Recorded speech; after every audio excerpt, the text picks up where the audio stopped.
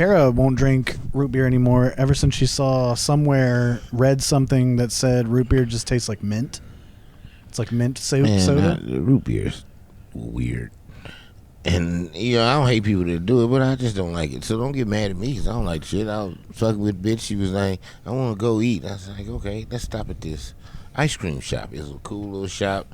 It was like an old shop, like the 50s where motherfuckers come in and get sundaes. Oh, yeah, like a soda fountain. So I was sitting there. Well, I wanted a sundae, one of the big things with the 3 ice cream scoops and all the shit on it. I want one of them.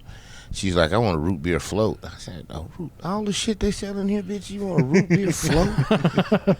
She's like, yeah, they sell them and they're really good. I was like, we could share it. I said, I don't want to share fucking root beer float. Now, I'll get you a small, and, we get the sundae. That's the shit I want to share. They was going to get 2 spoons in the motherfucker. I was going to feed that's you. made to share. You know what I'm saying? I'm finna cut a little banana and some ice cream, feed it to you. It's going to be a cool thing. It's going to be some romantic comedy type shit. But she was like, I want to got an attitude. I'm like, listen. And she was white. I was like, I don't really expect that from white women. I think that you're more, ready to go with the flow. But she's like, I want a root beer float, and that's what I'm going to have. I said, okay.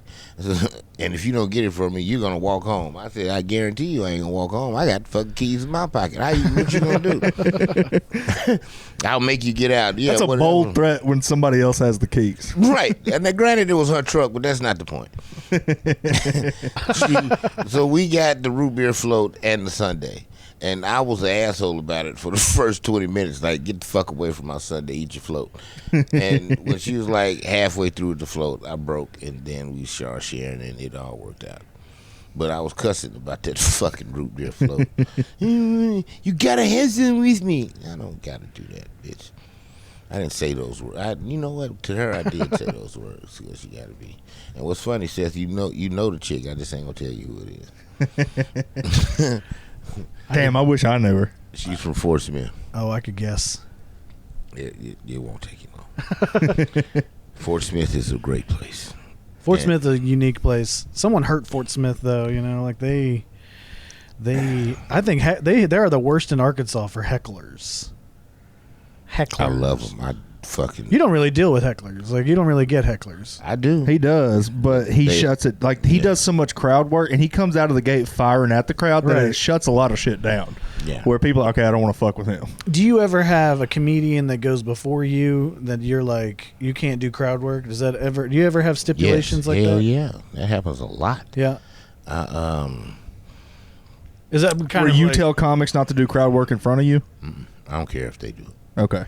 Oh, okay. Because normally, if the crowd's big enough, it's enough people in there for me to fuck with. But there are some comics where you're like, no, not you. Some comics have told me, do not do crowd work. Oh, I see. Wayne does it, tells me at the Looney Bin all the time. He said, no crowd work on this one. I was like, okay. All right. And it's hard sometimes because the crowd may do something. Right. Like, especially you flex that muscle so much that it's almost like second nature. Like when you see something happen, you just flow with it. It's going. But it's been a few times. I was in Chicago, and that chick said no crowd work.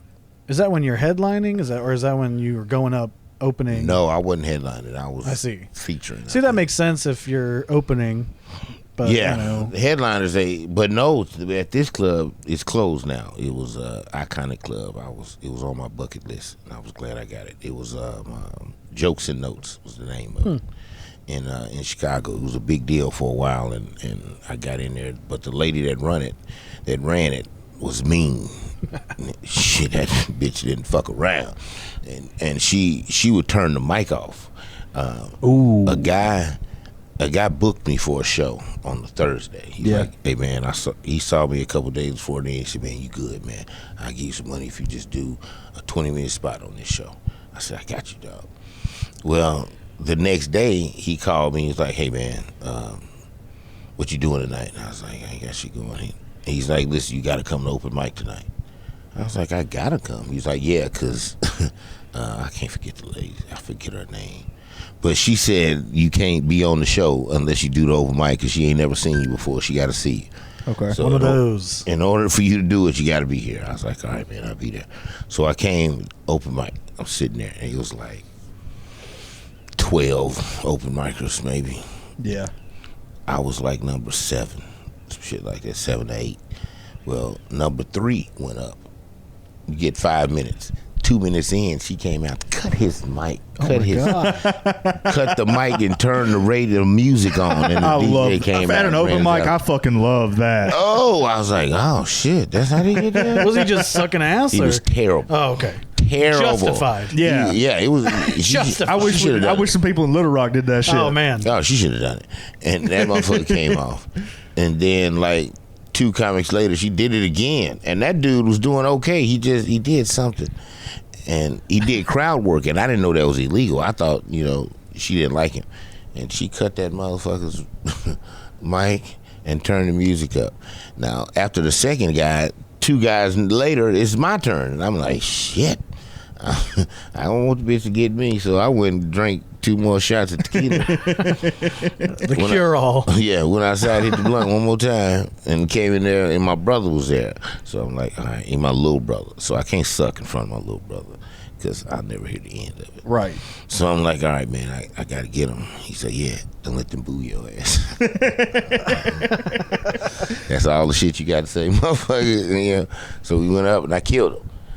But at the end of my set, I was going and I said something, and a lady, I said, baby, hey, listen, I love a woman that can make some good Kool-Aid. She's like, I can make you some great, baby. You can come by there. And I looked at her and I said, be careful. But at the time, I didn't know you couldn't do crowd work. Mm-hmm. And I just said, be careful, little mama. Shit, you gonna fuck around, I'm gonna change your life. And then I said something else, and then the music started coming. The light came on. And I was like, all right, that's my light. All right, thank y'all for coming out. Y'all have a good night. Well, I didn't know I was at the end, and she was cutting on the music to put me off stage. But I was at the end of my time because the light had came on, and I was ending right with talking to that chick, and they was like, get his ass off stage. I thought I went over. Yeah. Well, I go up, the lady starts screaming at me. You don't know the rules. You can't do that. I was like, well, what are you talking about? I said, this is my first time ever coming here. I'm from Arkansas. I got here from Arkansas 2 days ago on the bus. So I don't know the rules. She's like, you can't do crowd work. I was like, okay, I'll never do it again in here. She's like, okay, make sure you remember that when you come tomorrow. I was like, okay. And she walked away, and I thought about it. I said, oh, I got the nod to come tomorrow. Hell yeah. So I looked at my partner and said, you did it, dog. And he was like, yeah, I knew you was going to get him. So I was like, all right, that was the hardest $75 of my life. I bet, man. Next day I come in there, motherfucker give me $75. I said, thank you, sir. That's strange. Like, I could understand for an open mic to not allow crowd work, but to not let your seasoned comics, if something happens in the room. I get, like, you want to see their act, you're paying them to see their act, that's what you want to see. Right. But if something organic's happening in the room and they address it and it's hilarious, like, that makes the show better for everybody. For me, sometimes it can throw people off if you ignore it. It's like, Right. oh, this guy's just muscling through it. He's a robot. I don't even trust him anymore. See, I've had a lot of sets go that way where I choose not to address it. I'm like, fuck, I should have just talked about it because just I like can't you tell you said. how many times we've had weird crowds at the joint. The joint's always great. It's like even packed crowds can be just weird, like they're not laughing at anyone all night. And the comics that finally break them are the comics that come out and be like, why are y'all so weird? And just start talking to them. Yeah, exactly. Just get interact and just make it about y'all instead of just you. Exactly. Yeah. I've gone out there and said to you motherfuckers are a piece of shit. Right. Y'all picking on people, you're laughing at baby jokes, but motherfuckers talk about Jesus, now you want to get right. It's some crazy. Right. My favorite line of yours is like, y'all don't know I got to ride home with that motherfucker. Y'all didn't laugh at anything he said. I'm going to have to hear it for 30 goddamn minutes. It's so funny. Yeah. See, I got 20 minutes. I got an hour and a half. Well, welcome to my world. I know. Listen, don't feel sorry for me. And then that breaks them sometimes. Oh, yeah. Somebody before you blows. Oh yeah. I really want somebody in front of me to kill it. Did you, after doing stand-up for so long, like, did you lean into crowd work? Was it something that you were like, I want to be really good at crowd work, or was it just like organically you were just that's your shtick? It's like that's how you get them. Like, how did that evolve? It started well.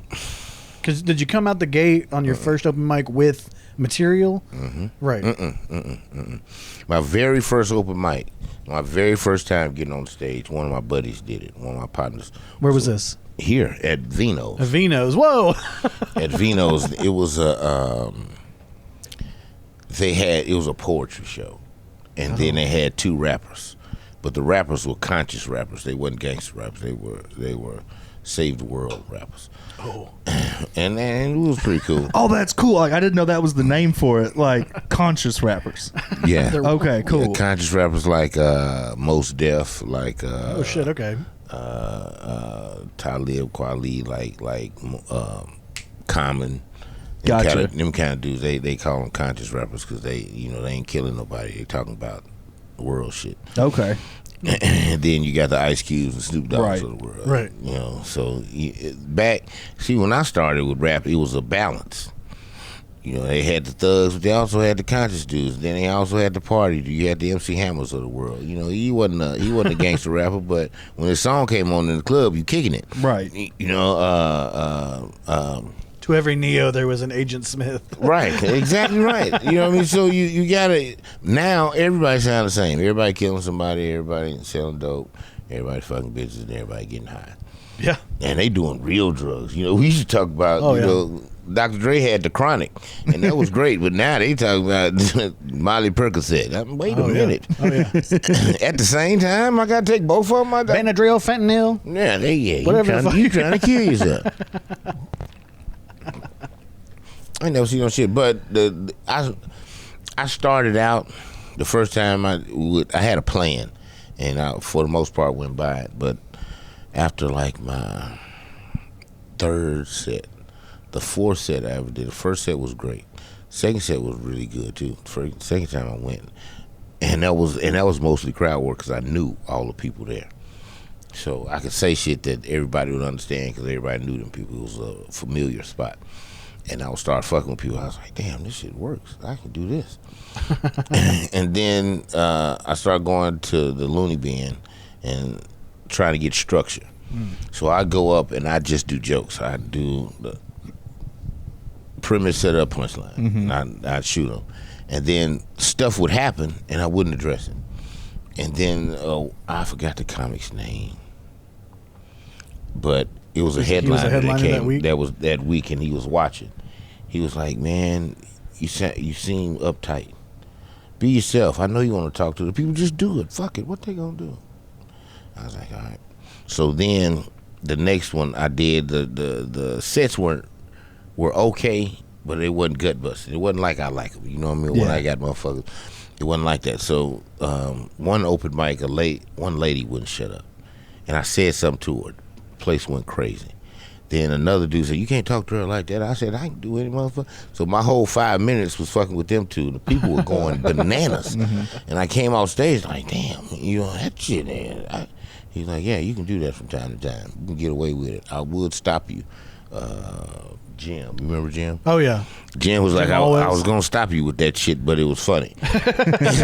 So I let it go, but don't do that shit. Don't do that. Keep working on your material. I was like, all right. So, but I started figuring out that the more I talk to the people, the better it get. So I'd write jokes and start working on, like, the jokes I write. I try to fuck with people that like the topic of the joke. Yeah. Like my jack off joke, I can look at a person look like you jack off all the time, and then that joke, you started that. Yeah. He likes that too. Shit. That's his badge of honor that he spawned one of my jokes that I tell for pay. It's a feather in my cap. It's always good, man. When you're riffing with a comic and put up a tag or something and they use it and it works. That's like this was years ago. He told a joke and he was in a joint. He told one and he said he was jacking off and all that. And I came up not too long afterward, like 2 comics. I said, "Y'all talking about jacking off?"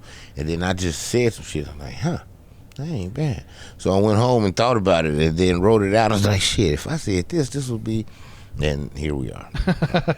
Yeah, when I first started doing stand-up, I started doing stand-up the same week I started smoking weed. Oh. Like, I smoked weed for the very first time right when I got into stand-up. Wow. And so all of my jokes were about jacking off and weed. Like, Nice. That's all I talked about. He was green. Which was first, stand-up but or weed? he hit the ground running. Me, it was Stand up. no. I'd done weed. I had smoked weed out of a beer can the week before. I had a redneck chick. She was like, "You want to smoke weed?" I was like, "Yes, I would love to try it." Right. And she like bent up a beer can, put a Yeah, hole put in some it. hole in it. I took one hit of it, threw up everywhere. Oh yeah, dude. Those aluminum that was- can pipes. It was the beer. I think every time you hit it, Yeah. man, that's 10 years off your cognitive reception. Like you're not gonna die, but you're just gonna get dementia way sooner. Yeah. That's what happened on The Notebook. They both smoked out of aluminum cans. Yeah, I did that a couple times, and I don't want to do that shit. No, Yeah, I don't have to do that anymore. Yeah. Yeah, I was I like, do that fuck in a this. I while. have black friends. I'm going to go learn how to roll a blunt. Right. Yeah. And I did not, so I kept smoking cans. Seth did not have. Seth didn't meet a black person in person until he's like 14. Really? No, God damn. I grew up in Florida, so I was. Oh, okay. You grew up. If your ass would have been in Greenwood, that'd have been true. Oh, absolutely, yeah. 100%. I mean, okay, so I lived in Hackett, which is right by He lives in Greenwood. Hackett. And when I Oh, first moved to Arkansas from Florida, there was a sign on the city limits of Hackett that said no. No niggas. Yeah, thank you. Okay. Yeah, and like my Like mom, spray paint? It was a white wooden sign with black letters. Okay, but it wasn't like the city didn't put it up. No, Like, no, No, but you they can sure tell it didn't was a take it person, down. But Right. but the city didn't take it out. You can tell it had been there for a while. Yeah, I never saw it, but they told me about it. And I used to go to Hackett. I used to hang out in Hackett all the time. Oh yeah. With JC and her Oh yeah. and her parents, I still go down. And when I go before, I still go down and holler at Hoot and all the motherfuckers. But we kick it. The black population goes up 100% when I go Oh, to Hackett. absolutely, man. We didn't get out for Martin Luther King Day. Like we had to Yeah, go to school for we had Martin to Luther go to King school. Day. It's like, well, why? None of y'all Man, are. So, fuck Martin Luther the King. That nigga had too many problems for us. We get your ass to school. we're But not about. I got a lot of friends in Fort Smith. Oh, a yeah. lot that didn't meet a black person in person until they was like 13, 14 years, Oh yeah. damn. years old. I didn't think that was possible. Man, that would be impossible for me. There's no way I can go in life and not see a white person. 0%. But when I was in Fort Smith, hanging out in Hackett, and we stayed in Fiena. Fiena Hills. Yeah. Nice. So It's the rich neighborhood in Fort Smith. Okay. at JC had it at the crib. So we stand over there, and we would go places. We go to Brandon's. We go to Lost Beach. Sometimes we just go to different clubs and bars, and there are no black. I wouldn't even see niggas driving down the street. Nope. When I want to see a black person, I looked at her. I'm like, listen, I'm going to the barbershop. She's like, well, I'm going to be there all goddamn day, too, so don't look for me. So I go to the barbershop and sit there all fucking day, just do nigga shit, shoot pool, get drunk. You know? Have you ever heard of the first time I ever went to the barbershop with Dre? No, I didn't know. Oh, dude. So this is You clearly didn't get a haircut. no, I didn't. This is we're leaving the loony bin. This is after the late show one night. This is at like midnight, 11 It's o'clock at now- night. Yeah, it's midnight. Yeah, it's like midnight, and Dre's like, "Hey man, can you take me to the barbershop?" And I just laughed. I was like, "Yeah, sure, let's go get our haircut." Like what? Are we? No, it was four of us, three of us in the car. Yeah, it was Wesley Kleitz. Wesley Kleitz was in the back. twins. It was one of the twins in the back seat. Bear's driving. I'm in the passenger seat. We get there, and there's a lot of dudes Yeah. outside, and all of a sudden, people start reaching for shit, and then Dre hops out. I was like, "Whoa, it's me, it's me, it's me!" Oh my god! Because all they saw was my ginger ass and my truck pull up, Right. and they were like, "Fuck no!" Right. 'Cause when we pulled, I'm on the passenger side, so when we pull up, everybody's on his side, and it's about 4 or 5 motherfuckers out there, and I heard one of my partners say, "I don't know that motherfucker." Fair. When he said that, my other partner D walked behind the truck to his car, and I know he was going to start shooting. I tried to break my neck. I said, "Man, open the fucking door." Dre's over there like with a child lock, like, "Let me out, let me out, Let me out. This is about to get bad out here. So by the time I opened the door, D was open and leaning in his car. I said, "Hey, it's Big Dre. Don't do that." He said, "What?" "Oh, Dre. Oh." I look back. Wesley Kleitz is like ghost white, just like pissing himself. He's like, what the fuck? He's like, he's like, man, you know, I was finna light you motherfuckers up. I said, I know it. That's why I jumped out. And then what was fucked up is when you started shooting, it would have been on my side. So I'd have been like, fuck, I'd been like Suge Knight and Tupac. I'd have been safe. I was behind Dre. Yeah, I done covered Bair. He's like, well, damn, I'm gonna miss him. You know what I'm saying? Type shit. Clutch would have got some, because that boy was finna pull out a monster. And he just got a new gun. He's like, boy, I couldn't wait to shoot that motherfucker. I just got it. And then the white dude too. Oh boy, it was a 2-for-1. I said, no, man. Yeah, and he's a redhead. Is that a fucking? He's like, man, I don't know what the motherfucker pulled up for. I said, he was bringing me. You know, I have white friends. Y'all should try it. That's why your first notion is to shoot somebody, because you got too many nigga friends. Get like 5 white dudes so they can be like, no, Dre, no, man, that's not the way to do it. And you be like, okay. There's been many times before, if I want to shoot shit out of somebody. Hey, I slapped the shit out of a dude in Lost Beach. Oh, of course. Oh, I tried to slap his face off his head. Oh, I remember you took me to Lost Beach. It's the only time I ever did that show. That was fun. It's a unique little spot. Yeah, I love that room. I had fun in there. Man, I kicked it in Lost Beach. That's my bar. Just like Reno's here. I knew everybody in there.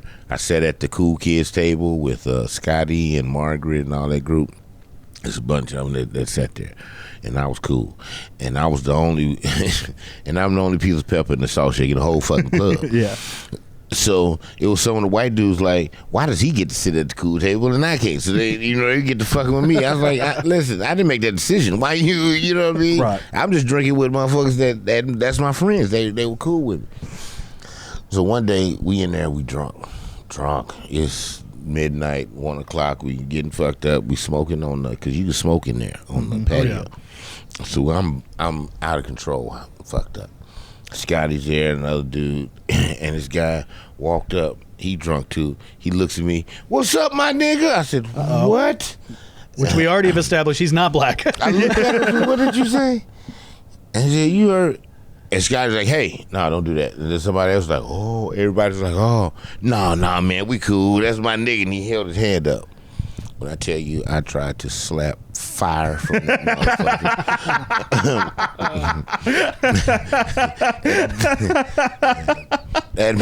God damn, I wish I'd have seen that. That motherfucker had a red, his face was red for the rest of the night. He left not too long after that. I bet. And pow.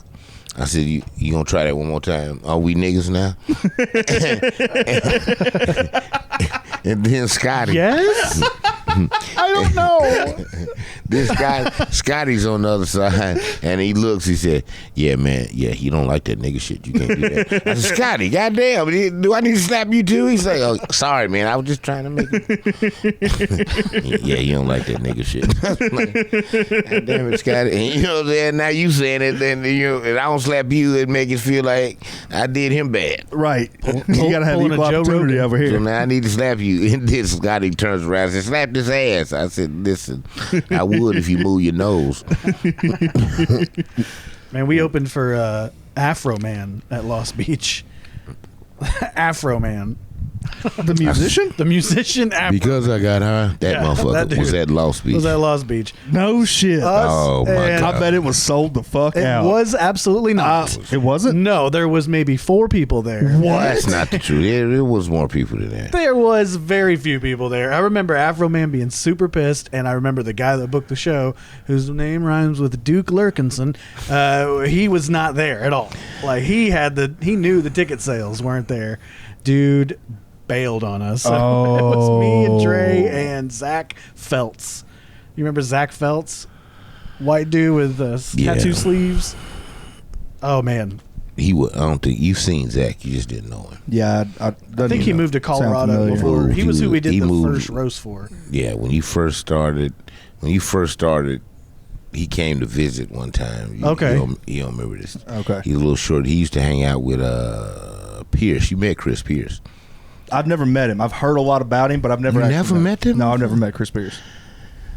they were friends. They was the one that stirred up a lot of the commotion. Oh yeah, Zach was the dude that would look up the public records of comics at Gotcha. during open mic. He'd just be bored and be like, "What does this guy got going on?" and just start googling people. That's how we found out about all the wild shit that comics were doing. Man, they Googled motherfuckers and then looked at me like I was a fool because I didn't do it. You don't Google people? Then how do you know them? I said, I started talking to them. That's how I know, and I can look at you and talk to you, and after a while, I know when you're lying. I know you telling the truth. I just been on the world long enough to know how motherfuckers work. Right. So I don't understand what's happening right now. But them dudes, I said, you can Google me if you want to. You can post my shit. I'm gonna put your ass in the trunk. They were like, "Oh, that's not funny." I said, "I ain't laughing. I tell jokes on the stage. Everything else, I mean that shit." Right. I got a partner at the crib right now that can't wait to come up here in the old school and throw your ass in the trunk, feed you to the hogs. Yeah, that was wild. And then they just started gatekeeping real hard. That was fun. Oh man, The gatekeeping. they're the reason Brett's the host of the joint. Exactly. They I've was heard doing so Pray much Tell the dumb story. shit that Brett had. The joint had to step in and said, "Man, you do this," because it started with Adam Hogg, Mm-hmm. and Adam really did it just to have another open mic, Right. Because at one point it was just the Looney Bin. That's right. We didn't have nothing. Right. It's funny because Adam approached the Looney Bin and was like, "Hey, I've got like a following. I'd like to help with y'all's open mic, help market it." And they were like, "We don't need your help. Yeah, We don't need you." And then, man, we were having 80, 90 people at open mic. Fuck yeah. For like a when year. I remember when the joint was packed every week. Every Tuesday. I don't know. When I first started, that's how it was. It's wild. Which Brett had already taken over by then. But and it gets like that sometimes still. Like, it's It crazy. still gets like Yeah. that. It gets thick. But Hogg had it going, and once it started going, Hogg really didn't want to. This ain't my thing. I don't want to run this. I just wanted to get this for everybody else to have something, and we could have another open mic. So he's like, "All right, you guys run it," because I don't have the time because Hogg got a bunch of shit going. Oh, yeah. So He had a board game he was making. He was in Yeah, a band. yeah, he was yeah. in like performing arts. Yeah, he still does a bunch of shit. Oh, yeah. And Hogg used to pay you. He used to play. He used to pay closers at the joint in the beginning. Yeah, we used to all get one free beer, too. Yes, everybody got. He used to get every I've had comic a used to get couple one of free drink. beers there when I first started, but they don't do that anymore. No, I can imagine, at some point, it's only comics there on some weeks. And it's Right. like, Right. let's give away Then once it 20 starts beers. slowing down real tough days, like we ain't doing this shit. Yeah. Oh, Every once in a while, I can hustle them out of one, but normally they don't do that. Every once in a while, I can get Adam. It's rough on me today, man. I need a drink, and he'll put me down. It's crazy that your first open mic was Vino's, and it was like a poetry slam. It was a poetry, and one of my buddy that got me on it. Let me tell you how I started comedy. One of my partners called me, said, "Man, what you doing today?" I was like, "Nothing." He's like, "Good. I'll be over there about 6 o'clock, man. You got a show tonight." and hung What? Up, and hung up on my ass. I'm like, "What the fuck are you doing?" So when he got there, he's like, "Hey, man, you said if you to get on stage, somebody had to do it for you." I was like, "Yeah, because I don't give a fuck like that." And he was like, "All right, well, this you doing? I'm doing it, dog. You need to be on stage. I'm telling you, funny." So we sat there and drank a little bit and kicked it, and then went to the Vino's. And I'm sitting there waiting on my turn. He's like, "Man, you gonna do it? You scared?" I was like, "No, I'm just thinking about what I'm gonna say." So I'm going through my mind and stuff. And they called me up. I talk shit to the crowd. I fuck with some of the poets and the rappers. Then I told the joke, the big girl joke. You know that? That was the first joke I ever told. The big. I don't fuck with big girls because I'm too big. Yes. I know that one. Yeah, 1,000 pounds. I can't fuck around. Yeah. So that was the first. That was the first one I told, and they went bananas. And then I told another one. I told the old joke that my uncle told me a long time ago, and I told that one, and that was my closer. They went bananas. I did like 7 minutes, and I got a standing ovation. I walked to the bar where my buddy was. I was like, man, you done fucked up. I'm gonna do this shit forever. Right. And from that point is when I started the shit. About 2 years later, I quit my job fired me. I was the program director at a radio station, and the owner was like, "Listen, you fired." I was like, "That's not the way to do that, man. You could, you know what I mean? We didn't even sit down. You don't have no paperwork to give me. You fired. That's what you gonna do." He was like, "Man, go be a comic and quit playing. Do it full time. Do it right." Because you half-ass doing it, it ain't gonna work. So man, you fired. So you don't bring your ass in here every day. So you spend your time on that. And if you need help, I got you. I'll help you. You can still come and I do voiceovers, commercials, and stuff like that. So I get paid for them. That's my little side hustle. I can make a few bucks doing that to make it through the week. Yeah. And when I used to need stuff, I called him. I said, "Man, I'm sure I need some gas money," and he always came through. Always came through. To this day, I still go to that motherfucker for stuff. So that's where it all started, and I've been going from there. How old were That's you when really you started? fucking cool to have 37. 37. two people in your life like that. You had your friend, and then you had your boss, who both believed in you so much. They were like, "We got you. Like, you got to fucking do this." My friend, you had no choice. A friend that did it. He, for the first 2 years, he took me to every single show. Sometimes we had to pay to get in. He'd pay my way to get in. He'd buy the drinks.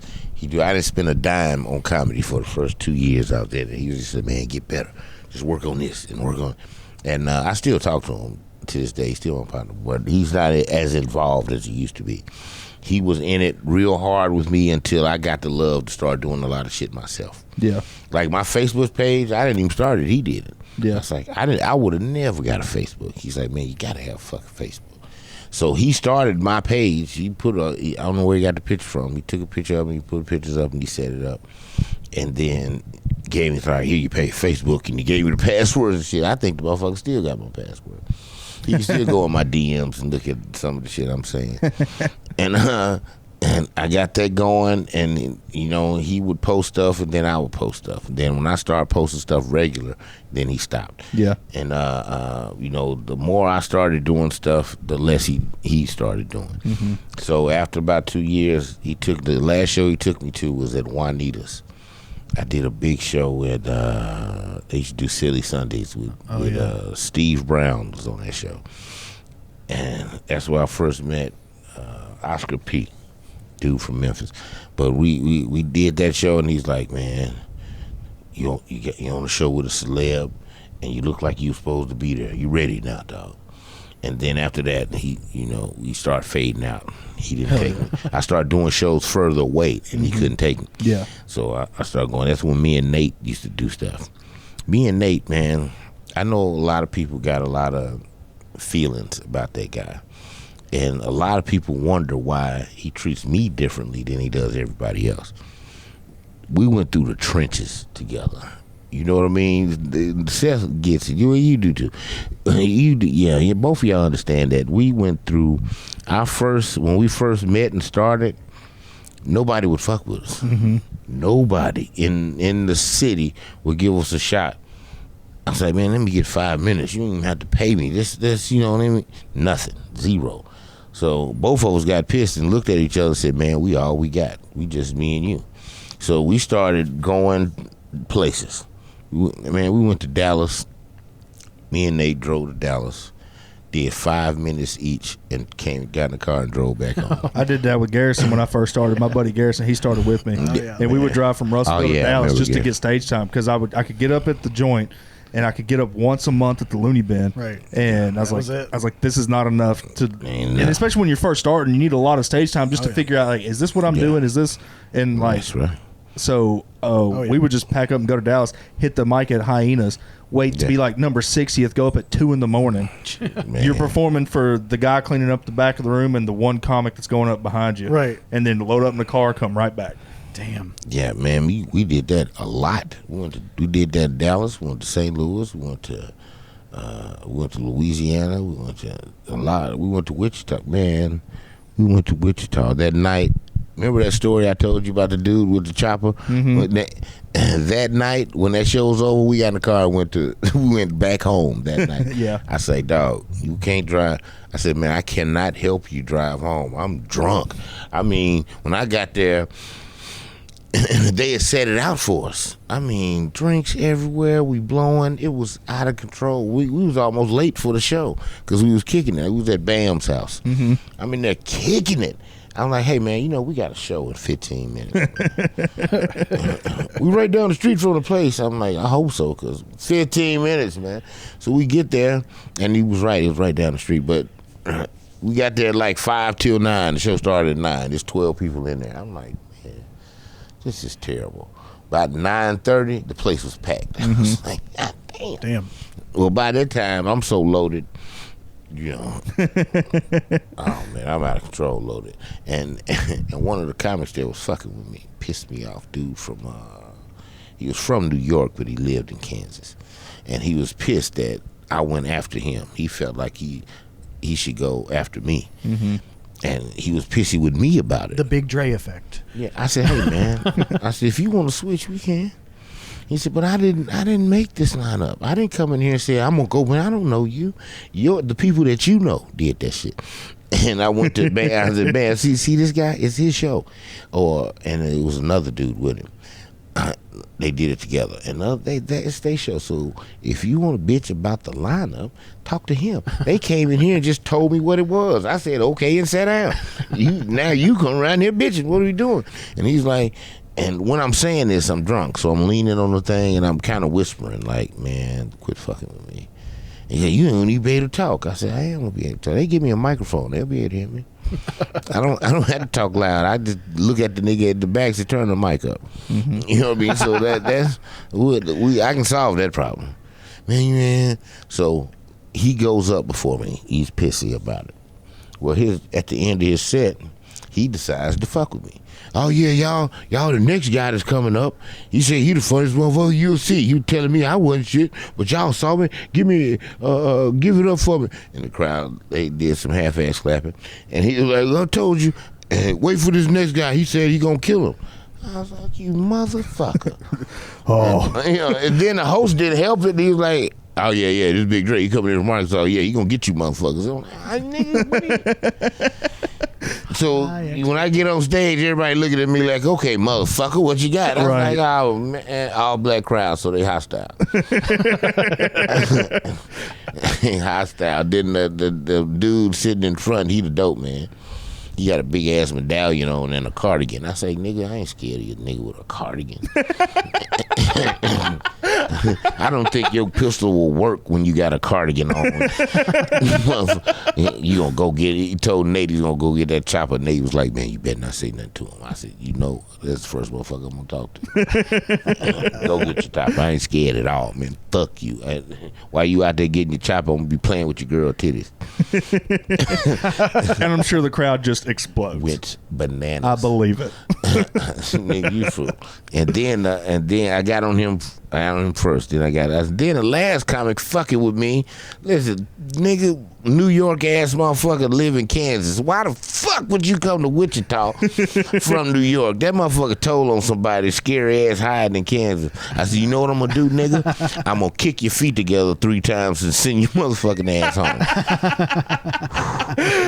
They went bananas because we in Kansas. They went bananas, and then I can go into my set. It worked out, and at the end, one dude screamed, "You really are the funniest motherfucker!" I said, "He did me a favor trying to tell motherfuckers." And I'm drunk. If y'all had caught me an hour ago, I'd have been, it'd have been different. I'm so glad when you say chopper, I think you're talking about a custom motorcycle. No. It's like, he went to go get a motorcycle? What's that going to do? I was the chopper. No. Okay. The chopper motorcycle, the motherfucker say, yeah, we about to ride this chopper. When the motherfucker say, I'm about to go get that chopper. Yeah. Yeah, that's a helicopter. That's a 25, that's a 50 round damn near shot. You're going to need a helicopter ride to the hospital. That's what that is. Motherfuckers shoot you with a chopper. The coroner's coming. Right. They ain't coming in a hurry. They'll be there in the morning. Yeah, I'll be there in a minute. You'll be fine.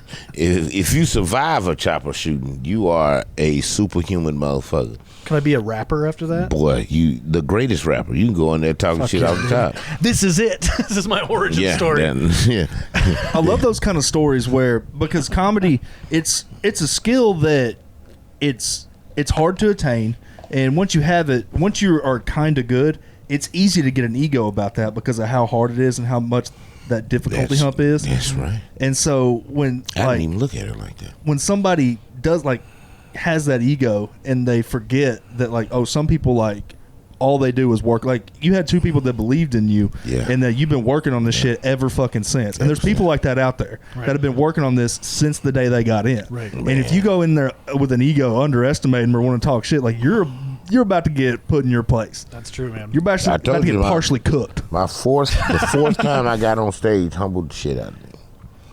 That's what turned me into a comedian. Yeah. I went up there, and when I tell you bombed Hiroshima and Nagasaki at the same time. Both of them. I'm talking about, God damn, I got a nigga in the crowd screaming, God damn, that's all you got? Who next? Man, shut the fuck up. Man, that's the worst. Yeah. And I was out of there. I didn't have nothing to go to. I'm like, have you heard about the bitch with 3 titties? I was just coming up. Nothing. Everybody's looking at me like, this boy is terrible. I get off the stage, my partner looked at me and said, man, sometimes it go like that, dog. It'll be all right. Sometimes it does. And then he was like, you start writing yet? I said, no, but I will today. You got to. At that point, that's when I started writing. Yep. But what a lot of people don't know with comedy, they think I just came out and it's thinking. But, man, I've been to 10 seminars, I've been to workshops, I've done all of it. And in those workshops and a lot of that, 60-70% of the shit they say I already know. Right. I'm old, I've been around, so I already know it. But it's that 30-40% that you don't know that can push you over the edge. Oh yeah, makes it all work. Like, damn, I didn't know. So I'm writing it down. I did. This is funny. You remember Michael Doc Davis? Yeah, Doc. Doc was a mediocre comedian that everybody loved. Street jokes. Okay. Yeah. When I say he worked on a radio station somewhere too, so people knew him, and he'd get up and tell goofy, barely funny jokes. But he was real. He knew a lot about comedy, so he had a workshop. He charged motherfuckers like $10-$20 to do his workshop. I said, "Fuck it, I'll do it." 90% of the shit he said I didn't, but he had a writing style that he did, and I was like, damn, I'm gonna try that shit. What was it? It was like a block style where tic-tac-toe. Yes. Yeah. I still got the write up, and sometimes I look at it and try it. Like when I have a joke that I know could be funny, but I can't figure out a way to make it funny. I can't get that punchline to get it. I'm like, man, I don't know how. I use that style. I go to that tic-tac-toe thing and break it down and be like, and figure out the punchline. And what is that tic-tac style? Well, see, that's the thing. I got to get the paper and read it. See, what I know about it is wasn't necessarily joke writing, but set structure. Set structure. Was that's like, right. You put your set doesn't have to be linear from a beginning to an end, but it can be something that's interweaves into itself. Some jokes have secret doors into them from another joke. And some jokes work together in multiple different ways with other jokes. So like it's kind of like creating a Venn diagram for your jokes, where you're like, some of the most universal go in the middle, and then like this one would also fit into it, and this is how, and you kind of just like, rather than looking at it as a chronological thing, you're like, this can be, it's a organic. That's why that was one of the reasons I was into it, because like, it's living, breathing. He was like, you can have, and what's odd about it, later on, a lot of the stuff he said happens. Like you can have two bits that are not really the same, but they could work together. And I've done that to where those two bits is now one. Mm-hmm. You know, I put them there. Right. It's just one long one. I got a bunch of them like that. It's just one long deal, and sometimes and a lot of times it works out. But what hurts me now is when I got to go places and do like a 5-minute set. Right. Because I'm so used to doing long ones that I have the time to do a lot of stuff, but when you got 5 minutes, I ain't got the time. So I gotta figure a way to make it close. That's why I do the stuff at the joint, the crowd working on all that stuff. I practice that so when I go somewhere else and somebody makes some noise, I got you. Right. I've been practicing this shit every week forever. Right.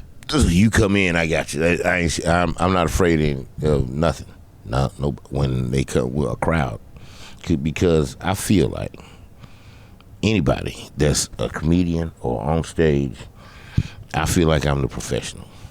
And if you out there talking shit, there's no way you as a regular person gonna come talk shit to me and win.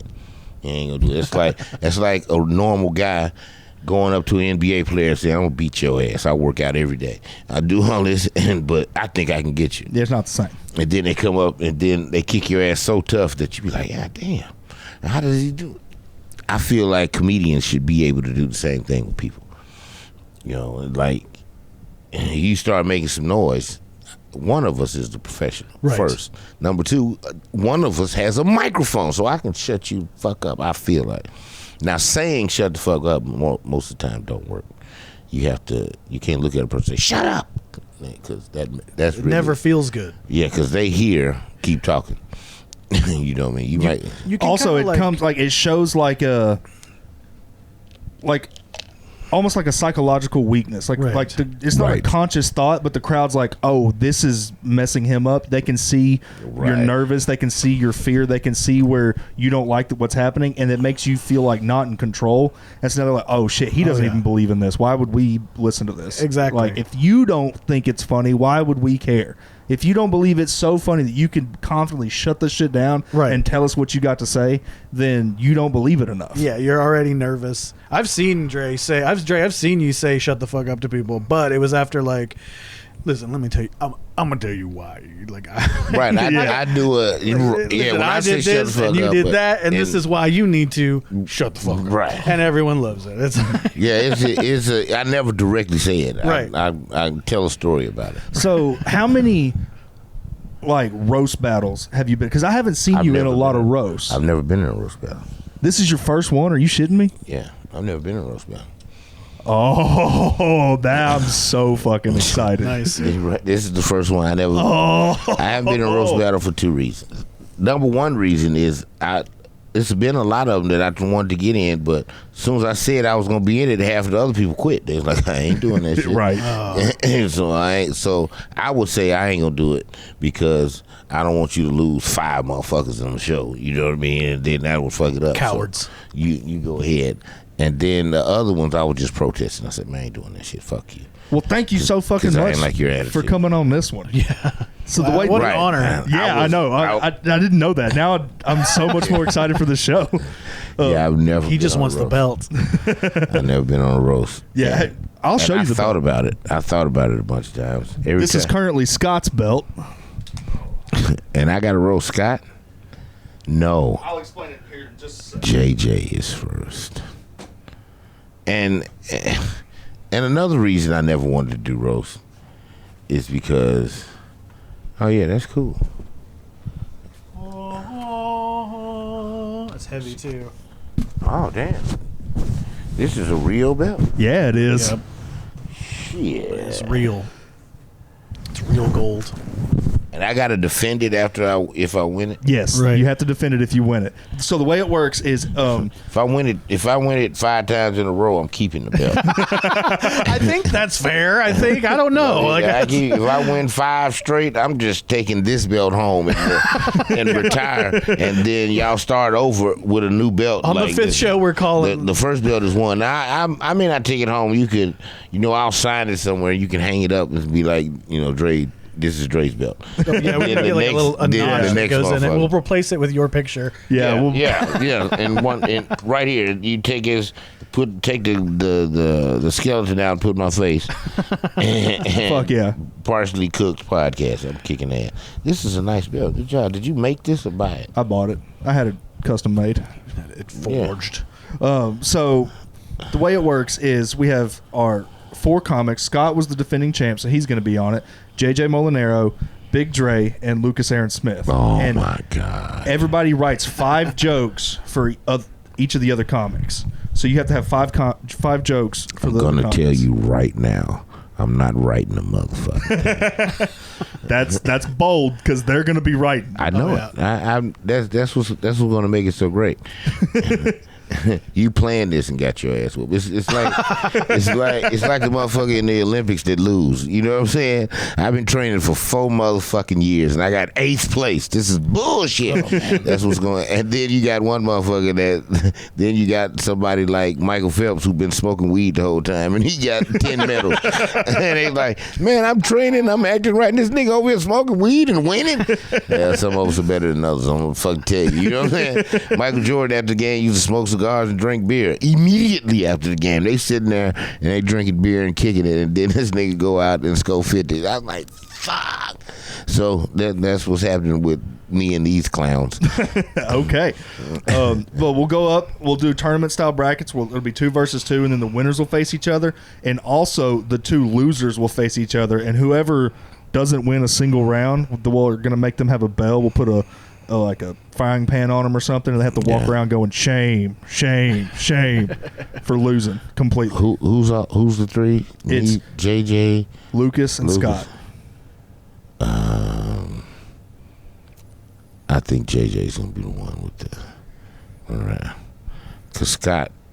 I think Scott hates embarrassment more than JJ, so he's gonna try harder. I don't know, man. Scott was surprising in that first round. That's why he's the champ. The underdog. He was the That's what I'm underdog, saying. and he came out swinging. Scott trying hard. He don't want to be embarrassed. He's gonna fight like a motherfucker. JJ, you cut him. He's sensitive. Yeah. JJ is sensitive, so I cut him too deep. He's gonna be like, he's gonna get flustered. Me too. I'm not gonna lie. Like I'm the same way. He gonna get flustered when I cut him too deep. He's like, fuck. I didn't know you could say that type shit. And then, I'm gonna tell you now, my whole plan for the roast is get really drunk and blast it, and off the top of my head look at you motherfuckers, because I don't know why people, when they roast people, want to find information, look and see what they do and all that. I'd look at you and make up something. The roast ain't got to be the truth. You look like you fat bitches from behind because you can't lean on the front. You know what I'm saying? JJ, like, he'll look around like, wait a minute, I don't just fuck fat bitches. JJ, let me tell you something about JJ Molinaro. I wanted to punch him in his fucking face. That motherfucker. I hope he trips and falls and hurt himself. What did he do? We were at the joint one night. It was a chick there that came from Colorado, some goddamn where. She was just going, and she was driving to Dallas. Mm-hmm. In between that, she just stopped in Arkansas because she was tired. She wanted to get a room and kick it by herself. She came to the joint. She sat by herself. She didn't talk to nobody.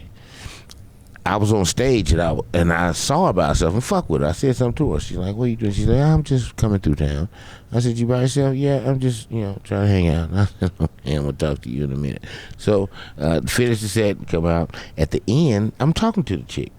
I'm like, hey, what's going on? She's like, yeah, some of the people talking about 4 Quarters is a cool spot. I said, yeah, we go to 4 Quarter, cool spot. They got food. I'm going to see you there. I said, we'll go to the patio. You want to come to the patio? We smoking. She's like, nah, I just kind of want to go down there. I'll meet you there. I was like, okay, bet. So I go out to the patio, smoking a little bit, go to 4 Quarters. JJ is talking to the bitch. He's sitting there, and he's shooting his shot.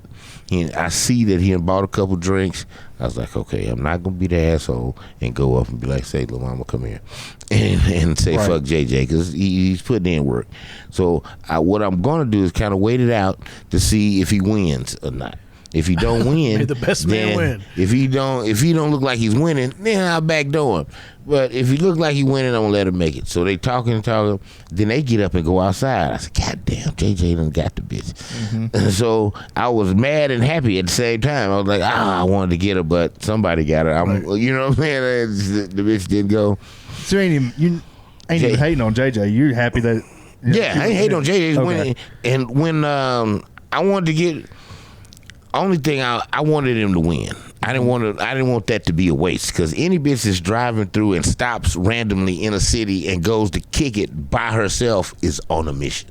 You know what I'm saying? She's like, fuck it, I'm gonna stop here, see if I can find somebody. I might win, might not. You know, she on a mission. So all I got to do is seal the deal. I just needed to talk to her. If I'd have got her like JJ did, like he was talking face to face, I'd have been butt naked in an hour. JJ talks to the bitch. They go on. He did something to talk himself out of pussy, because he walked her to he said, I walked her to the car and we talked for a second. She gave me a big hug and a kiss on the cheek and got in the car and left. I'm like, motherfucker. JJ, she was ready Well, didn't close the deal. Didn't seal the deal. That's what I'm mad at. I ain't mad at you taking the bill. You should have sealed. Don't could never put be a in the salesman. work, steal the bitch, and don't win. Oh man, that's like trying to steal my sale. You stole my sale and you Exactly. didn't even sell her the washing machine, motherfucker. Fuck. Neither of us get commission. Yeah, she ain't getting nothing but some detergent. What the fuck is that? She took the swag Oh, bag I and wanted to went home. hit. I talked to him the next week. I said, JJ, what happened with that chick? Oh man, she just she was walking to the car. She was cool, but it didn't work out. I said, fucking dumb. Pretty solid JJ impression. That is a pretty solid. Is JJ here? I tried to talk to her and it just didn't work out, man. And I was like, JJ, motherfucker, how are you a comedian and a lawyer and can't seal the goddamn deal? I'm not hiring you to do a goddamn thing.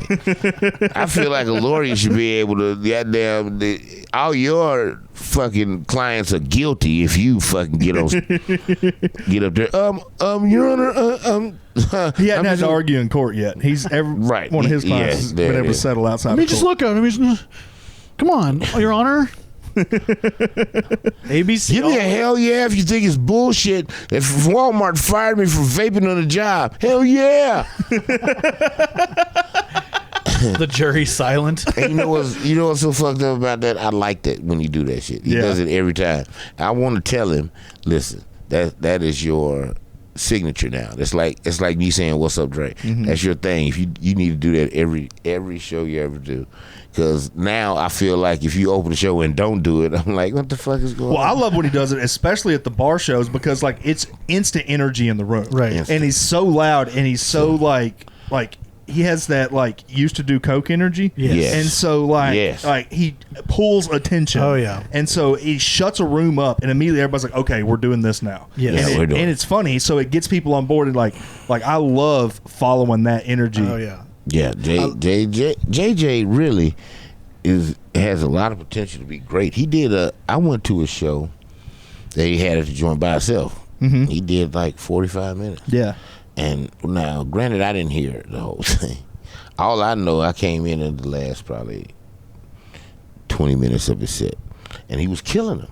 I wasn't in and he packed the place out. Yeah, he did pack it out. He packed that motherfucker. Sold it out. So I'm sitting in where I sit play the game, and I'm sitting there listening to him. And I wasn't really listening to him. I was just to the crowd, and he was killing them. Oh, yeah. But he had a crowd of his people. You Right. know what I mean?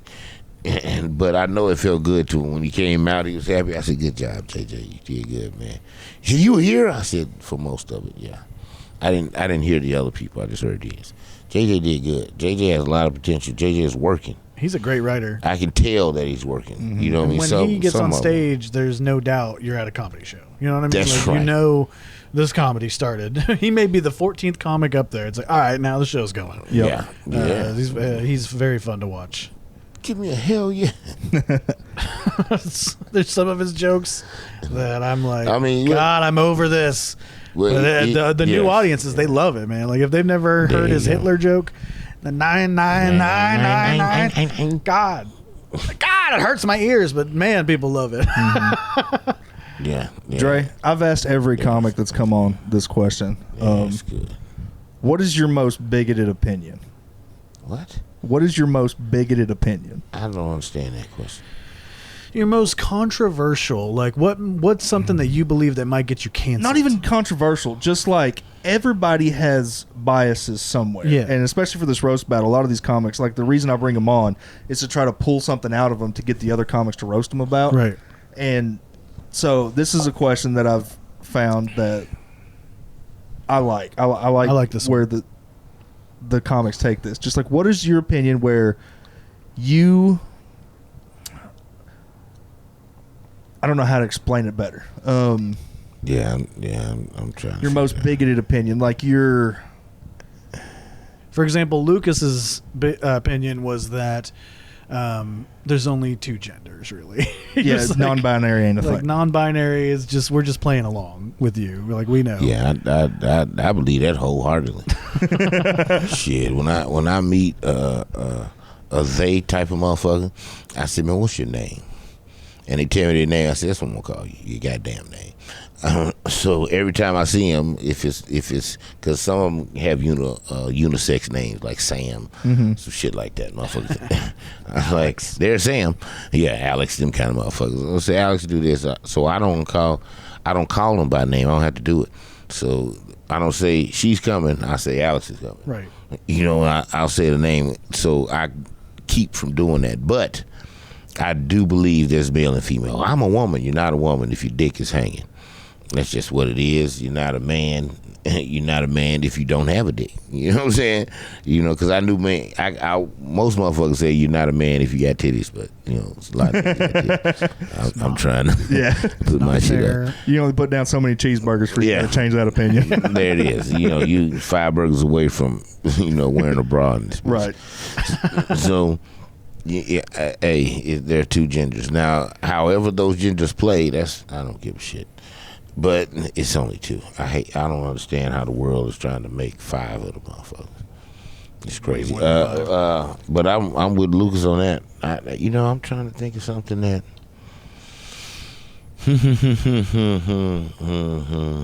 And it's not necessarily black or white or boy or girl out there.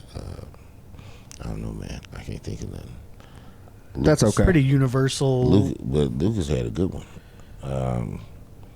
Anything you've ever argued on Facebook about, except with me? You're the only motherfucker. I've never done. And then we didn't argue long. I didn't argue on the page. Mm-hmm. No, yeah, you went to the private. I went to DM and was like, man, what the fuck is wrong with you, man? Don't worry about what's wrong with me. Fuck you. You're gonna kill the country. You're killing the world. You're doing. I said, I'm broke, nigga. I need some money. Well, get a job. How can I get a job in the pandemic? I'm gonna kill you, Seth. Never directly said that. I never directly said that. Sure implied it. Right, because I'm on the we typing on the DM, so I'm thinking like, this smart motherfucker might screenshot this and like, you see, he said he's gonna kill me. You know, right. So I'm so pissed off. I'm pissed off twice because I'm pissed off at him. Then I'm pissed off that I have to think and pick the right words to say. So if this ever came up again, if I really did go kill the motherfucker and they look at his DMs, they like, oh yeah, well yeah, you did it, nigga, because you just said it. I'm like, Seth, quit fucking with me. Were you gonna? And then I'd stop and won't send a message. He'd send another one. Where are you at? Black Lives Matter right now. So I'm trying to talk to you. And then what really pissed me off at the whole thing when it was over, it was hours later it was over and I was thinking about it. And I told one of my partners, I was like, man, I'm gonna kill this motherfucker, man. And buddy was like, what'd he do? He was talking crazy. I said, what was he at when he was talking crazy? I said, he was sending DMs. He's like, wait a minute. Oh yeah, I'm real tough online. You met a motherfucker that made you so mad that you want to go talk to his mama. That's what you doing, and all he did was send you a DM, nigga. You are falling off. I was like, that's a good friend. That's a real good friend. Yeah. What the fuck are you talking about? You didn't shoot the nigga. Go shoot the nigga that owe you $100. You ain't shot him. Go shoot the motherfucker that tore up your car. You ain't done nothing to him. Go shoot the, he just with the name and shit. Where I should have really is they know. beat the fuck out of somebody and didn't do it. He's and my friend too. And you ready to kill a motherfucker because he talk crazy to you? What was in the DMs, nigga, that made you wanna? Did he call you a nigga? I said not directly. I said, man, get the fuck off my phone. Not indirectly either. Let's make that clear. Yeah, I didn't even dance around it. Yeah. I said no. He called me a dumbass. I said, I really? called you dumbass. I talked about. I was like, I'm like Dre. Everybody, COVID makes you breathe. Like it makes it harder to breathe. You're the last motherfucker that needs to be going out getting COVID. You can barely breathe as it is. He did say that bullshit, and I'm like, man, fuck you. I know where you live. I said, hey, man, that was the last one I said. I said, man, do you know? I know where your family lives. And then I'm sure you read that one, was like, oh. That's when I'm sure he was like, oh, it's getting real. And then at that, he's still an asshole. He's like, well, fuck you. Well, go down there and see what they doing. I said, I'll see what they doing, all right. I was like, if you can find a ride to Conway, come on with it. Yeah, I'm talking. Just poking the bear. I was an asshole, dude. Oh, Man, boy, I was poking. to the end. Poking the bear. And if I wouldn't have talked to my partner, I was going to figure out a way to come to your ass because I was in for a smell. And I told Luke, I said, let me borrow your car. He's like, no. What the fuck is wrong? Luke was looking at me crazy. And I talked to one of my partners, and the partner I talked to is a killer. This nigga is I can't wait there. I'm finna go get that motherfucker, type motherfucker. And so I'm like, so that's you the would reason. have gone and terrorized the family that lives in my childhood home. Yeah. Oh, boy, they was gonna catch it. You don't know self? That's a goddamn lie. I bet you everybody in there knows. So lay down. He's naked. in the house. Everybody get naked, goddamn it. Isn't that Dre the only black guy in Hackett? The only one. And right, and I would get caught. I wouldn't make you can't hide your identity. Yeah, I wouldn't make it unless I had a fast car. They still get You me. pull into Hackett at night, street lights come on that have never turned on in years. Never, boy. I've kicked it in Hackett. I've been to Midland. Oh wow. I went to Meemaw's. Meemaw's? Yeah. Who's that? Is that like a restaurant? That's that restaurant in Midland. And Midland's like between Hackett and Oklahoma, right? Like no, it is Hackett, Midland, and then Hartford. Hartford. Okay, it's in between Hartford. So we were going. I was going to Hartford, which is really kill a nigga territory. Yeah, their mascot's the Hustlers, and they're just chasing motherfuckers. Man, I'm in Hackett, and I'm the only. Still? Yeah. Well, they are no longer a school. Man, I want to tell you what kind of party, but I'm in there kicking it, and everybody's having fun, and I'm the only in there. And then the next morning, that night, everybody said, "Yeah, tomorrow we're going to Meemaw's. Tomorrow we're going to Meemaw's." I'm like, all right. I'm thinking it's one somebody's of these motherfuckers' grandma. Yeah. I said, oh, we going to meet. I said, you motherfuckers gonna take me to your Meemaw's house? Y'all trying to kill me, man. I really don't want to go. No, Meemaw's ain't. Oh, the food is great. I was like, listen, Meemaw ain't used to niggas walking on that shit. So do I need to put on gloves and walk in that motherfucker with like, I'm helping everybody? What the fuck are we doing? And he's like, man, you'll be all right. And nobody ever said that Meemaw's was a restaurant. And they just thought I knew. Like, and how many niggas been at Meemaw's? So the next morning we get up and they say, all right, we're going to Meemaw's. I'm like, great. We get there. Meemaw's is a restaurant. I said, oh, I'm thinking we're going to somebody's house. Mm-hmm. And when I get out the car, I can feel motherfuckers like, wait a minute, this nigga is not even supposed to be in this area. So I'm surrounded. It was like 8 or 9 of us.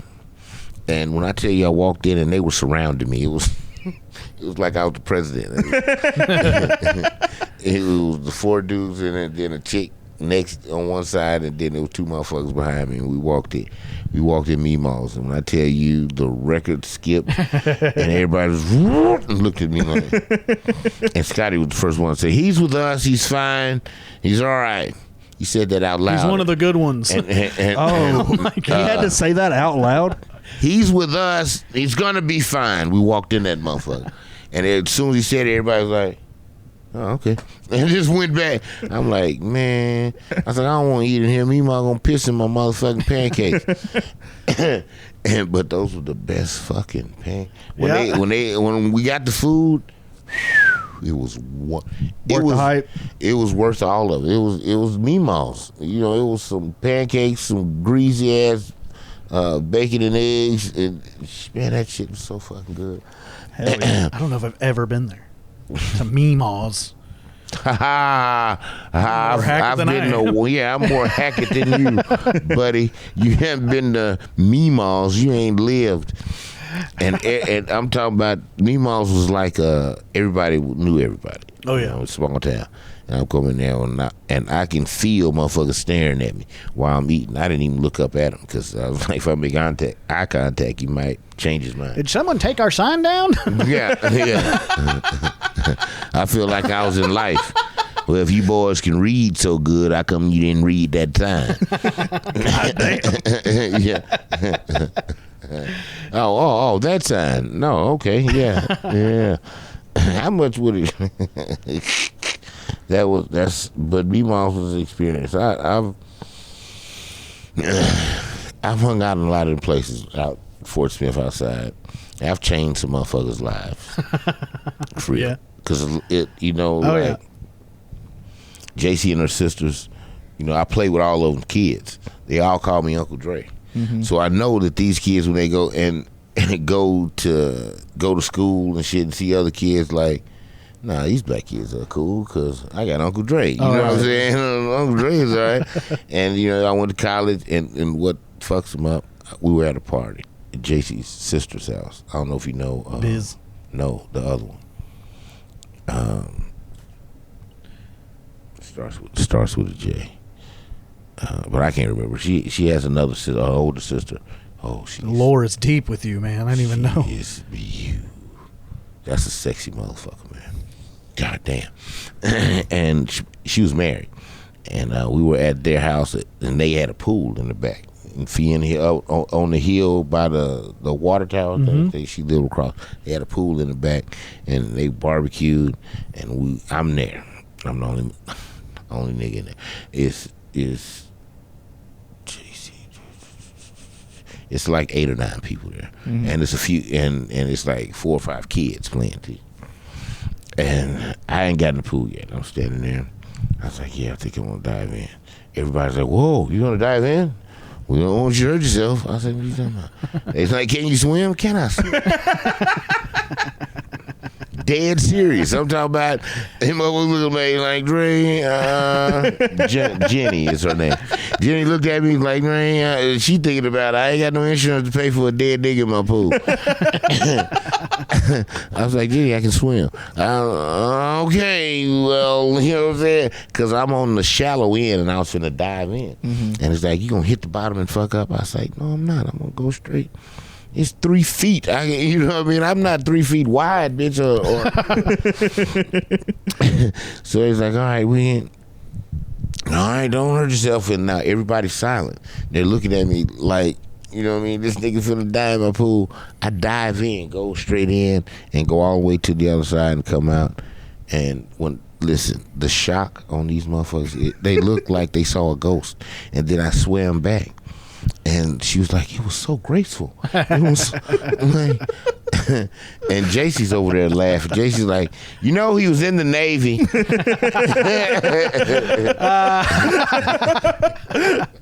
Man, you had one of the best lines. You remember the Montgomery Brawl?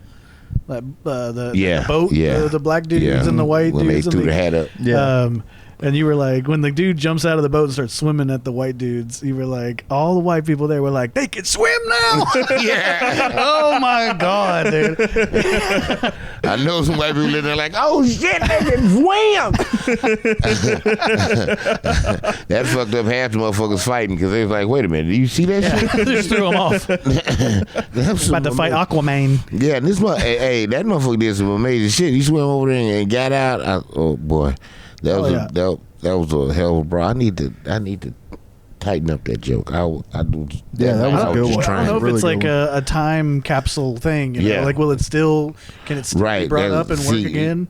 And that's the thing. Like really good jokes about like current events. Yes, they're so fleeting because you'll have it and it'll be popping. Then you try to bring it up 2 weeks too late, and then everybody's like, "What?" It's out of gas. Exactly. You got to go to the next. Oh, yeah, that killed last week. Well, last week it was current. Yeah, well, Someone made a meme of your joke and put it on Reddit. So some of them jokes they only last a few months. Yeah, that's why like I'm so impressed with those like news shows, the Daily Show, the Weekend Update. Those people that are writing new jokes every night, it blows my mind, man. That's like so impressive. Well, they got writers, of course. That ain't that, it's 5-6 motherfuckers coming up, right, and then the guy that delivers it, he just delivers it the way he does. But I don't know how I would do with writers because I've never been to a writing session. Every time motherfuckers want to have writing sessions, I in the early years I went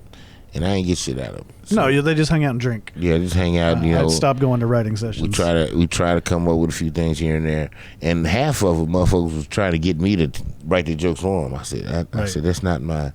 I don't do it like that.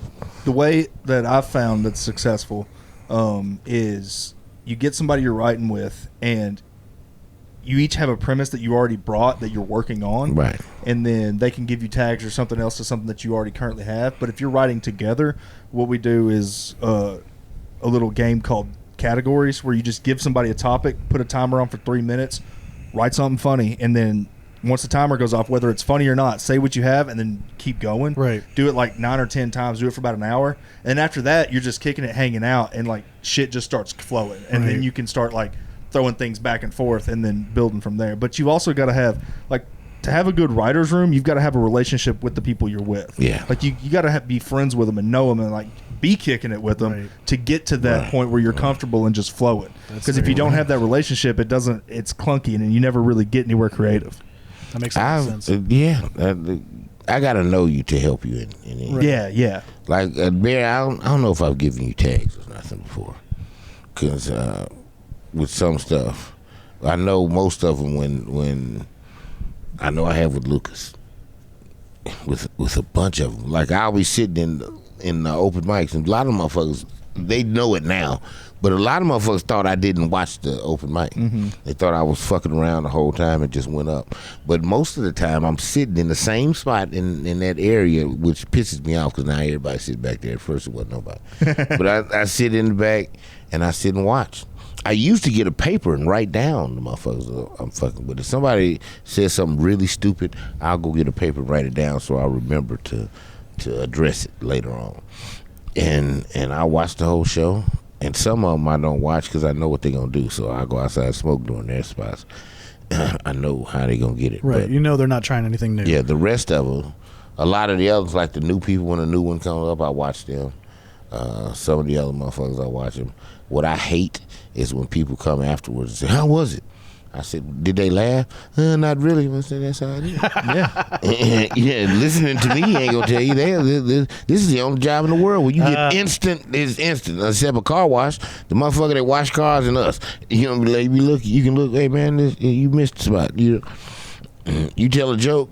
If they don't laugh, that's how you did. Right. Or if they laughed a little bit, or if they were gut busted.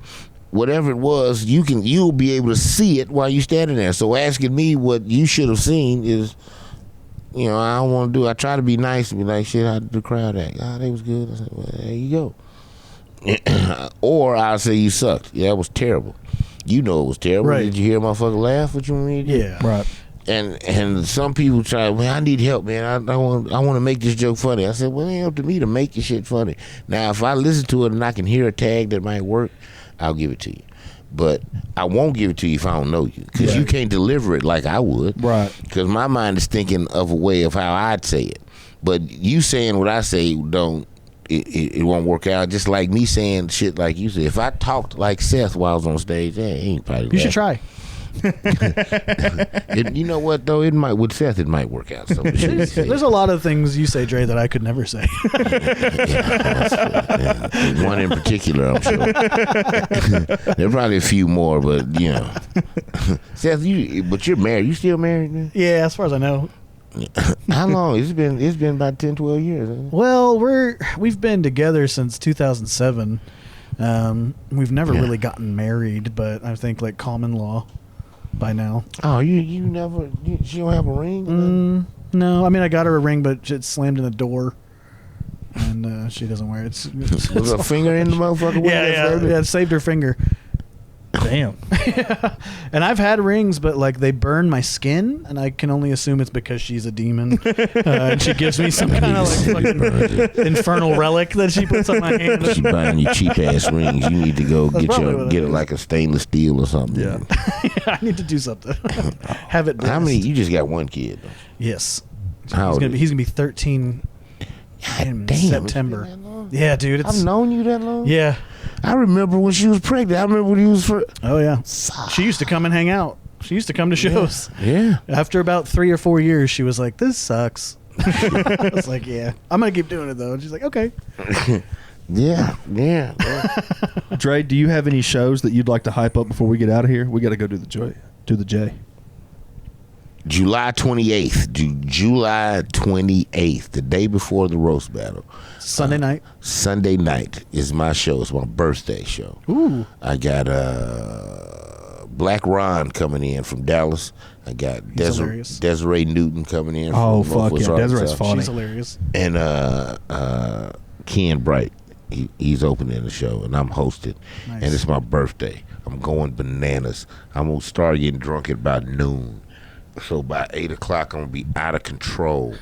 And so, oh man, I've been working on some new jokes. So You're the only motherfucker I know that could do that. Like, and I'm like, oh, he'll be fine. Everyone else, I'm like, that's not a good idea professionally. Man, that just happened in New Orleans. When I was in New Orleans, the host, the guy putting on the show, my man Mark Caesar, shout out to Mark Caesar. He I've been knowing him for 11 years, 11, 12 years. Mm-hmm. We first met in Houston, done shows together, and I was drunk then. So this time I come, I got a break. I'm in New Orleans doing the Essence Festival. Now, you two white guys have no idea what that is. No, we don't. Nope. Is that like a coconut oil festival? Cocoa butter.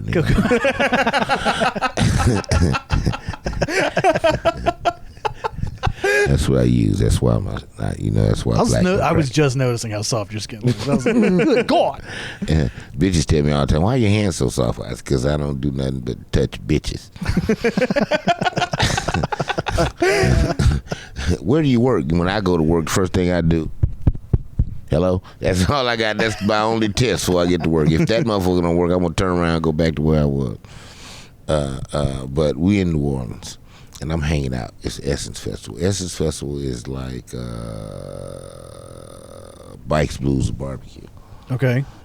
But instead of motorcycles, it's those slingshots. Right. It's a lot of stuff.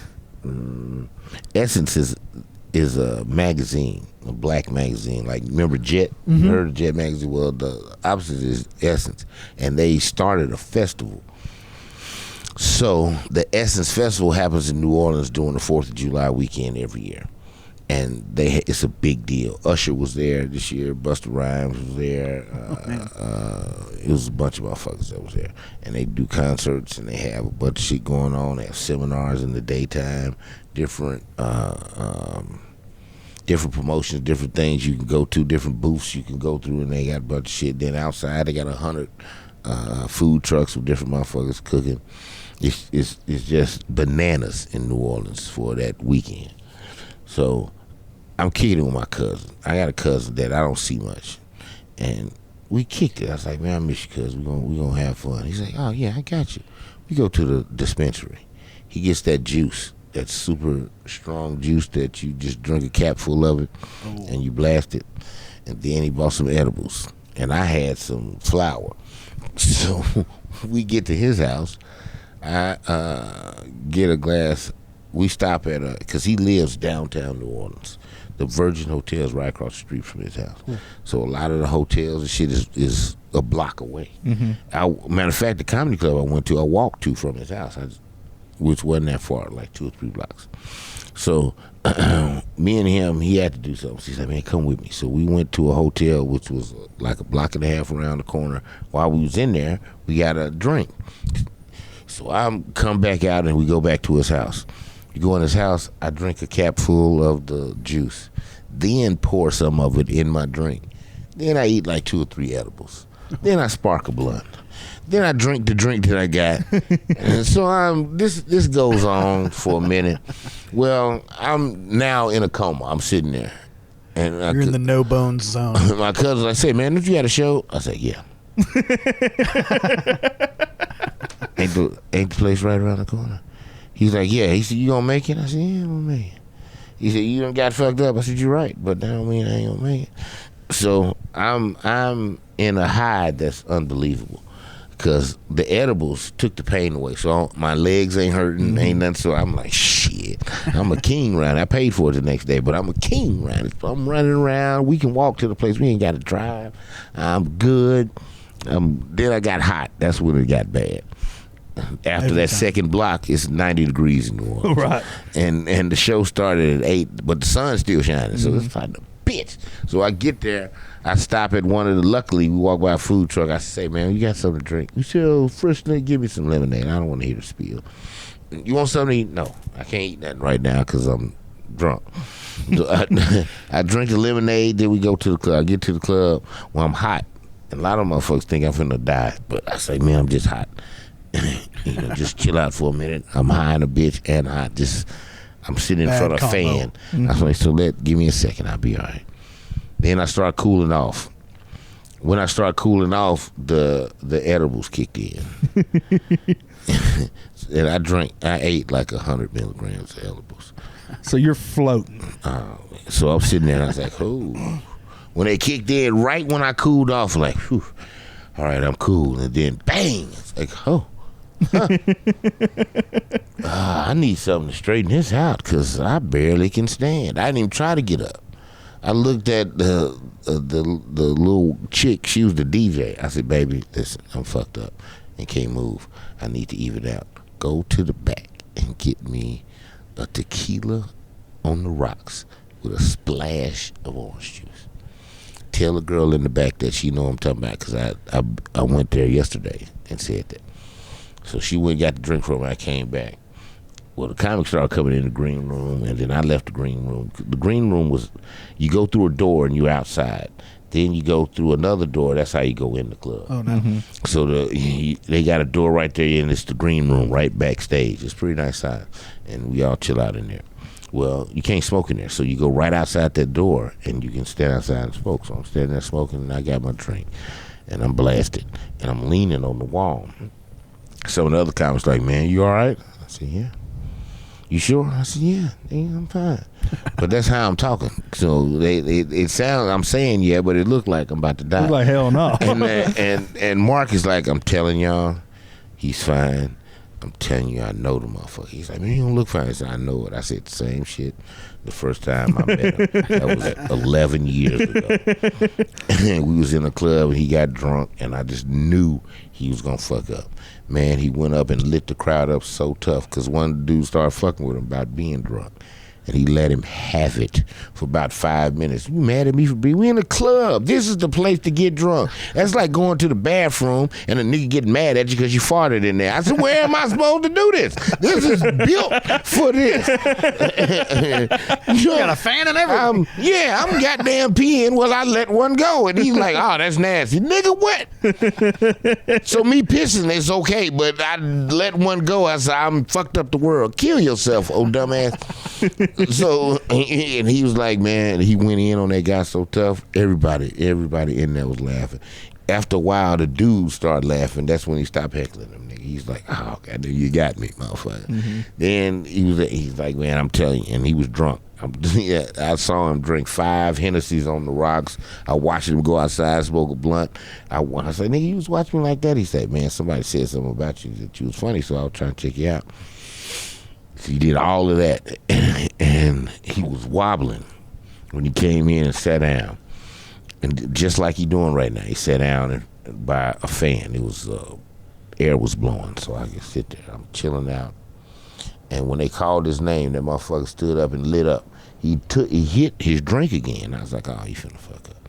When he hit his drink, he went in and went bananas. He gave us the best 15 minutes I'd heard at that time. And I was like, God, who is this motherfucker? So from that's when we became cool. It was what Mark told the motherfucker. He's like, man, I don't believe that shit. That nigga's drunk. I don't watch him drink 3 tequilas. And when he came in here, he was, and then I'm still smoking the blunt outside with the dudes that's outside, and it's going on. So I'm in a coma, damn near. Well, my turn, my turn was coming. One dude was kind of pissy that I went after him. Because he ain't never seen me Common before. problem for you. Yeah, and he thinks, I don't know this motherfucker. Right.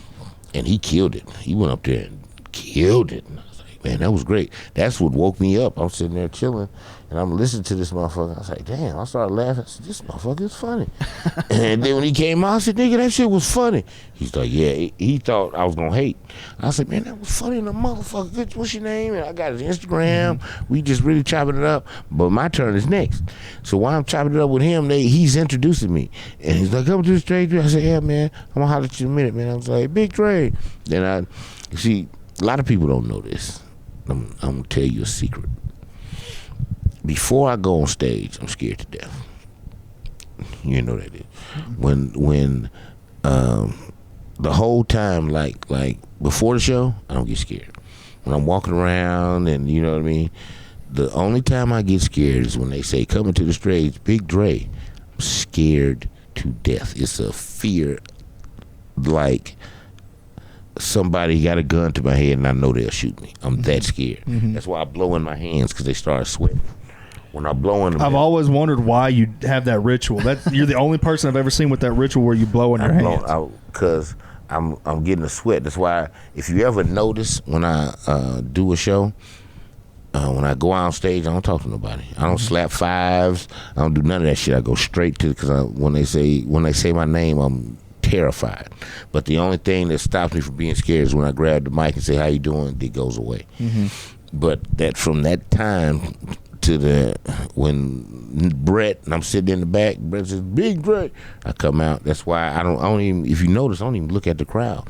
No, you do your ritual every single time. And then I go out. I was like, all right, let's go. but that's always been my thing.